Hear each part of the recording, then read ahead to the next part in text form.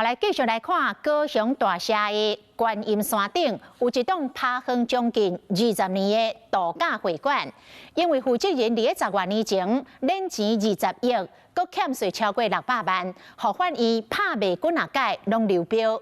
2022年，搁传出有不明的命案，抓方讲是鬼楼。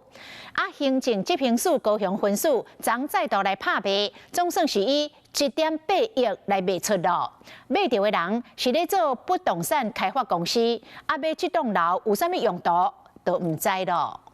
所付的价额是1.8048万元。这瓶官话竞标临开价，最后用1亿8048万顺利拍卖掉。若互法院拍卖物件，就伫咧高雄大社区一栋度假会馆。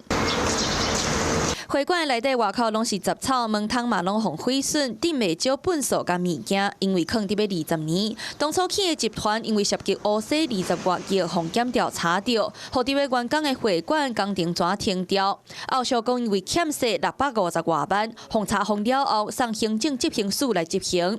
182年4月頭一屆拍賣，底價是4億3300萬，不過攏無人投標。同一年9月，閣再做一屆拍賣，底價降到4億2400萬，不過同款是無人競標。後經評估重啟拍賣程序，建物主體結構完整，是非常適合前景可期的投資標的物。故而本輪次才進行到第2次拍賣。加當年正月，閣降到2億2350萬，同款是流標。2月閣再降價到1億7880萬。若投標的人用較懸底價68萬來標掉，因為這個會館已經荒廢真久，除了捌到賊頭，閣有袂少遊民走入去。很多流浪漢住在裡面呢，也死過2、3個。